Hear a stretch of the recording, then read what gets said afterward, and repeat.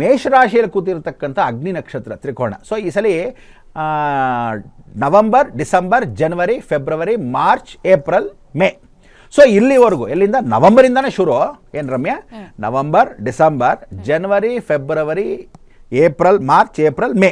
So ಈ 6 ತಿಂಗಳುಗಳು ಯಾರು ಮೇಷರಾಶಿಯಲ್ಲಿ ಇರ್ತೀರ ಅಂದರೆ ಅಶ್ವಿನಿ, ಭರಣಿ, ಕೃತಿಕಾ ನಕ್ಷತ್ರದವ್ರು ಇರ್ತೀರ, ದಯವಿಟ್ಟು ನೀವೆಲ್ಲ ಅಗ್ನಿ ಅನಾಹುತಗಳಿಗೆ ಹುಷಾರು.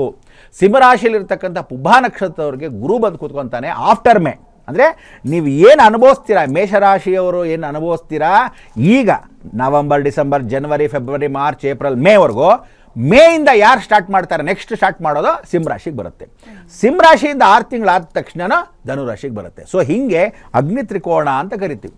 ಸೊ ಇಲ್ಲಿ ನೀವೆಲ್ಲರೂ ಜ್ಞಾಪಕ ಇಟ್ಕೋಬೇಕಾದ್ರು ಮೇಷರಾಶಿಯಲ್ಲಿ ಇರ್ತಕ್ಕಂಥ ಅಶ್ವಿನಿ, ಭರಣಿ, ಕೃತಿಕಾ ನಕ್ಷತ್ರದವರು 3 ಜನ ಅಗ್ನಿ ಅಪಘಾತಗಳು, ಎಲೆಕ್ಟ್ರಿಕ್ ಸ್ಟವ್ಗಳ ಜ್ಞಾಪಕಗಳು, ಗ್ಯಾಸ್ ಹುಷಾರು, ಟೆರರಿಸ್ಟ್ಗಳಂದರೆ ನಿಮ್ಮ ಮನೇಲಿ ಯಾರಾದರೂ ಬಾಂಬ್ಗಳು ಹುಷಾರು, ಬೆಂಕಿ ಅಪಘಾತಗಳು, ಎಲೆಕ್ಟ್ರಿಕ್ ಶಾಕ್ಗಳು, ಅಥವಾ ಯಾವುದಾದ್ರೂ ಬೋರ್ವೆಲ್ನಲ್ಲಿ ಶಾರ್ಟ್ ಸರ್ಕ್ಯೂಟ್ ಆಗ್ತಕ್ಕಂಥದ್ದು, ನೀರಿನಲ್ಲಿ ನೀವು ಕಾಲಿಟ್ಟರೆ ಮಳೆ ಜಾಗದಲ್ಲಿ ಶಾಕ್ ಹೊಡಿತಕ್ಕಂಥದ್ದು, ಮನೇಲಿ ಏನಾದರೂ ಇಸ್ತ್ರಿ ಪೆಟ್ಟಿಗೆ ಇಟ್ಬಿಟ್ಟು ಬಂದರೆ ಹುಷಾರಾಗಿರ್ತದ್ದು, ಗ್ಯಾಸ್ ಆನ್ ಮಾಡಿಬಿಟ್ಟಿದ್ರೆ ಏನಾದರೂ ಆಗಿರ್ತಕ್ಕಂಥದ್ದು, ಇದೆಲ್ಲನೂ ಬೆಂಕಿ ಅಪಘಾತಗಳಿಗೆ, ಎಲೆಕ್ಟ್ರಿಕಲ್ ಫೀಲ್ಡ್ಗೆ ಗಂಡಿಗಾಗಲಿ ಹೆಣ್ಣಿಗಾಗಲಿ ಯಾರ್ಯಾರು ಇದ್ದೀರಾ ಇವರಿಗೆಲ್ಲರಿಗೂ ಜಾಗ್ರತೆಯಾಗಿ ಹುಷಾರಾಗಿರ್ತಕ್ಕಂಥದ್ದು ಇಂಪಾರ್ಟೆಂಟು.